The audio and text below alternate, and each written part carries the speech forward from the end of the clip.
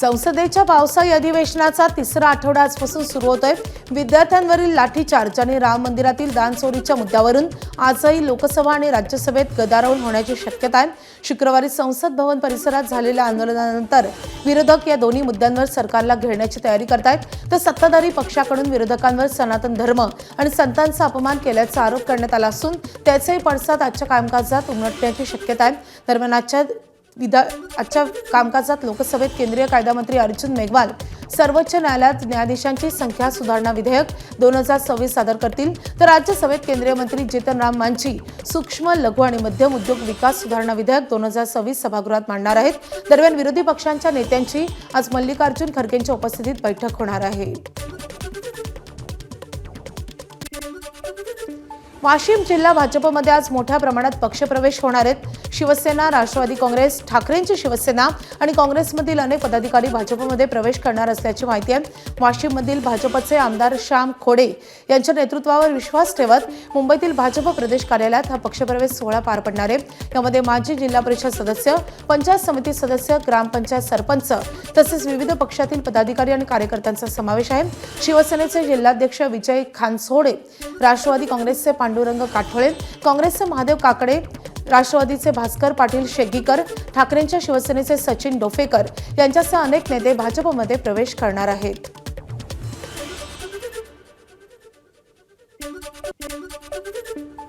भाजपच्या नेत्या आणि मंत्री पंकजा मुंडे यांनी मोठं विधान केलंय। मला राजकारणातून रिटायर्ड व्हावंसं वाटतंय असं पंकजा मुंडे यांनी म्हटलंय। पंकजा मुंडे यांच्या या वक्तव्याची सध्या राजकीय वर्तुळात जोरदार चर्चा सुरू आहे। मला राजकारणातून रिटायर्ड व्हावंसं वाटतं, परंतु जनतेचा उत्साह पाहून नव्यानं उभारी मिळते असंही त्यांनी यावेळी म्हटलंय। परळी महामार्गाच्या दुरवस्थेवर भाष्य करताना मंत्री पंकजा मुंडे यांनी भावनिक वक्तव्य केलंय।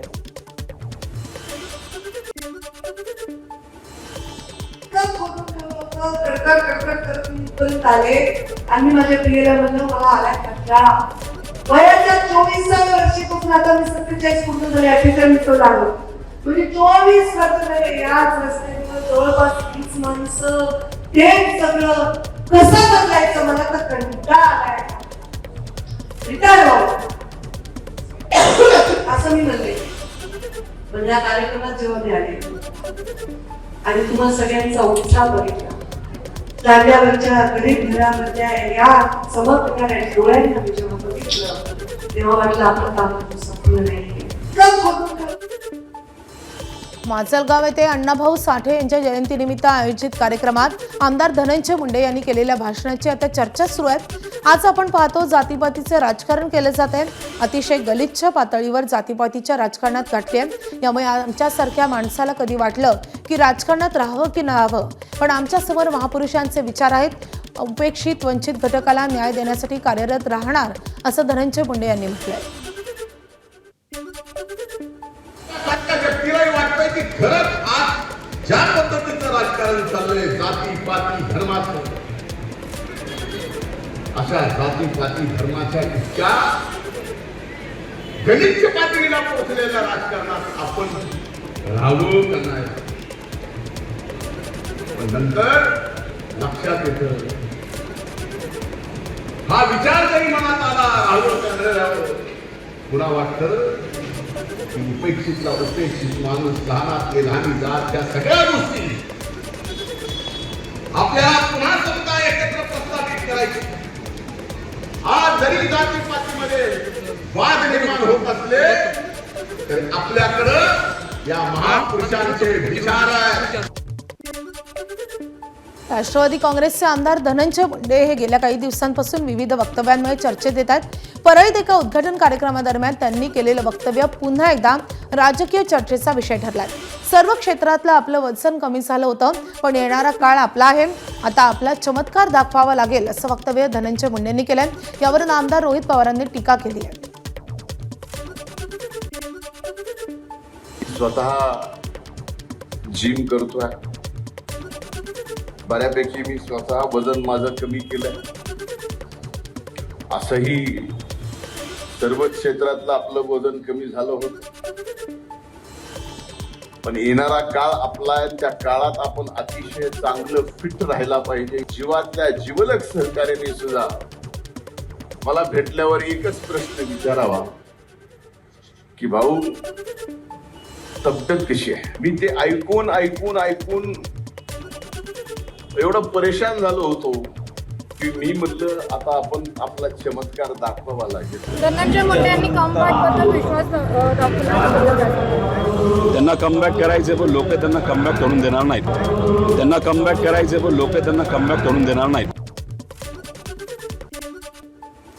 देवेंद्र फडणवीस यांना दैवशक्ती मिळाली आहे. सर्व बाबतीत ते सर्व गुण संपन्न आहेत असं मंत्री चंद्रकांत पाटील यांनी देवाभाऊ पुस्तक प्रकाशन सोहळ्यात म्हटलंय. तर याच कार्यक्रमात त्यांनी उद्धव ठाकरेंचं नाव न घेता त्यांच्यावर निशाणा साधलाय. मी असा एक मुख्यमंत्री पाहिलाय जो पेन काढायचे आणि निवेदनावर खुणा करायचे. मात्र देवेंद्र फडणवीस हे पेन काढून 60 कोटी निधीच्या पॅसेजवर सही करतात असं म्हणत त्यांनी फडणवीसांचं कौतुक केलंय. हे तर नक्कीच आहे की ह्या माणसाला काहीतरी दैवी शक्ती मिळाली. तर एका माणसामध्ये इतके गुण कधीच नसतात. म्हणजे तो संघटकीय असतो, तो राज्यकर्ताही असतो, तो मित्रही असतो, तो वाचतोही प्रचंड, तो लिहितोही प्रचंड, तो कुटुंबवत्सल आहे. आपल्या एक एक कुटुंब सदस्याच्या आयुष्यामध्ये घडणाऱ्या घटना लक्षात ठेवून तो अभिनंदन सांत्वन करत असतो. असं एका माणसाचं मला आवड असते. मी एक मुख्यमंत्री असे पाहिले, मी नाव न घेता जरी वर्णन केलं तरी तुम्हाला कळेल की त्यांच्याकडे निवेदन घेऊन गेल्यानंतर ते पहिलं पेन काढायचे, मग ते उघडायचे, मग ते निवेदन वाचायचे, अशा काही खुणा करायचे. मला वाटायचं की आपलं निवेदन खूप व्यवस्थित वाचतायत, खुणा करतायत, आता ते लगेच काम करावे लागतील. मग ते पेन बंद करायचे, ते पुन्हा खिशाला लावायचे आणि असं म्हणायचं की मी नंतर सांगतो तुला. असं चालून ते 100 पैकी 99 लोकांना सांगितलं, लगेच सांगू नका कोण नाव द्यायचं. सोलापूरचे पालकमंत्री जयकुमार गोरे यांच्यावर ठाकरेंच्या शिवसेनेचे खासदार संजय राऊतांनी खालच्या भाषेत टीका केली होती. त्यावर आता गोरेंनी पलटवार केलाय. कोण संजय राऊत मी ओळखत नाही असं जयकुमार गोरे यांनी म्हटलंय. संजय राऊत शिवसेनेचे खासदार संजय राऊत यांनी आपल्यावरती अश्लील भाषेमध्ये टीका केली. कोण संजय राऊत? शिवसेनेचे नेते आहेत, खासदार आहेत. कोण संजय राऊत? राज्यसभेवर मी त्यांना ओळखत नाही. कोण संजय राऊत? शिवसेनेचे नेते आहेत, खासदार आहेत. कोण संजय राऊत? राज्यसभेवर मी त्यांना ओळखत नाही. संजय राऊतांनी पुन्हा मंत्री जयकुमार गोरेंवर निशाणा साधलाय. फडणवीसांचं मंत्रिमंडळ आहे की चंबळची लुटारू टोळी असं राऊतांनी ट्विट केलंय. गोरेंसंदर्भातली बातमी ट्विट करत संजय राऊतांनी त्यांच्यावर टीका केली आहे. महायुतीतील शिंदे विरुद्ध नाईक राजकीय संघर्ष पुन्हा चर्चेत आलाय. निमित्त ठरली आहे नवी मुंबईतील क्लस्टर पुनर्विकास योजना. वनमंत्री गणेश नाईकांनी उपमुख्यमंत्री एकनाथ शिंदेंच्या क्लस्टर धोरणावर थेट आक्षेप घेतलाय. नवी मुंबईतील अतिधोकादायक नसलेल्या इमारतींचाही या योजनेत समावेश केला जात असल्याची टीका त्यांनी केली आहे. गणेश नाईकांच्या नादाला लागलात तर त्याला जागा नीट ठेवू देणार नाही असं वक्तव्य करत त्यांनी अप्रत्यक्षपणे एकनाथ शिंदेंना इशारा दिलाय. क्लस्टर डेव्हलपमेंटचा फॅड उभं करण्याचा प्रयत्न चाललेला आहे. जर का तो युनिफाईड DCR जर पूर्ण लावला गेला ना तर या सेक्टर 9 मध्ये वगैरे तुम्हाला गाड्या सोडा, मोटरसायकल सोडा, फुटपाथवरून रस्त्यावरून जाताना धक्के मारून जायला लागेल.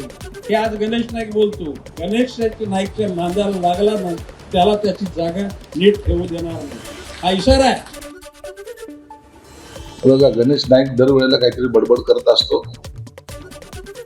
ना त्यांना पक्षामध्ये वजन आहे, ना त्यांना कोणी विचारत आहे. एकनाथ शिंदे साहेबांनी त्यांच्या जिल्ह्यामध्ये काय करावं या बाबतीमध्ये ते सक्षम आहेत आणि त्यांचं आणि देवेंद्र फडणवीसांचं सख्य सगळ्याला माहिती आहे. म्हणून इतरांनी काय कॉमेंट्स केल्या त्याच्याकडे आम्ही लक्ष सुद्धा देतो. आमदार यामिनी जाधव या सध्या ब्रीच कँडी रुग्णालयात उपचार घेत आहेत. त्यांच्या प्रकृतीची विचारपूस करण्यासाठी राज्याचे उपमुख्यमंत्री एकनाथ शिंदे यांनी रुग्णालयात जाऊन त्यांची भेट घेतल्याची माहिती आहे. यावेळी उपमुख्यमंत्री शिंदे यांनी उपचार करणाऱ्या डॉक्टरांशी संवाद साधून त्यांच्या प्रकृतीबाबत माहिती घेतल्याचं समजतंय. पिंपरी चिंचवड शहरात आर्थिक विवंचनेतून एका कुटुंबानं आत्महत्येचा प्रयत्न केलाय.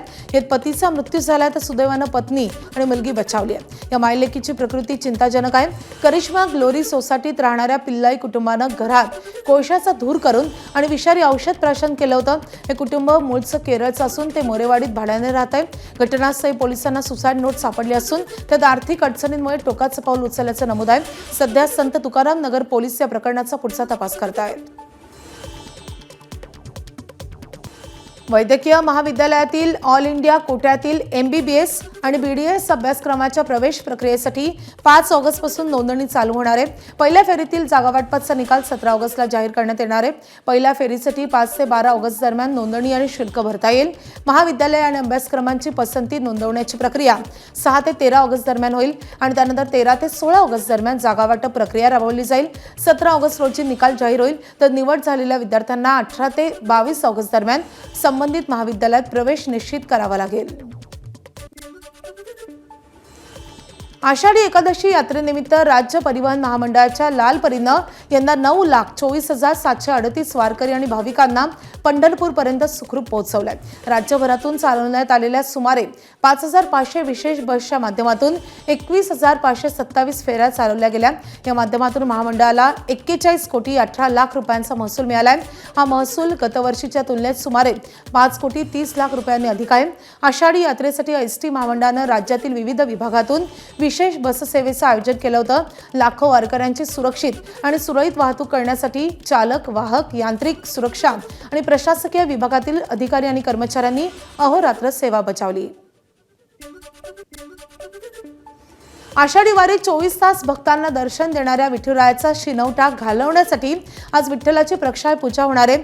या प्रक्षाळ पूजेनंतर 24 तास दर्शन बंद होऊन पुन्हा एकदा विठ्ठलाचं सर्व राजोपचार सुरू होतील. दुपारी 4 वाजता ही पूजा पार पडणार असून त्यानंतर काही काळ विठ्ठल रुक्मिणीचं दर्शन बंद राहील. आषाढी आणि कार्तिकी यात्रेदरम्यान भाविकांच्या दर्शनासाठी विठ्ठल रुक्मिणी मातेचं राजोपचार बंद ठेवले जातात. 20 ते 22 दिवस अखंड दर्शन दिल्यानंतर देवाचा थकवा दूर करण्यासाठी प्रक्षाळ पूजा करण्याची शेकडो वर्षांची परंपरा आहे. या पूजेदरम्यान देवाला लिंबू आणि पिठी साखरेचा लेप लावून थकवा दूर केला जातो. संपूर्ण मंदिराची स्वच्छता करून देवाला गरम पाण्यानं स्नान घातलं जातं आणि त्यानंतर पंचपक्वान्नांचा नैवेद्य, रुद्राभिषेक, उंची वस्त्र आणि दागिन्यांनी देवाची पूजा केली जाते. प्रक्षाळ पूजेनंतर विठुरायाचं नियमित राजोपचार पुन्हा सुरू होतील आणि रात्री मंदिरातील शेज आरतीनंतर देव निद्रेसाठी जाईल. ABP माझा, उघडा डोळे बघा नीट.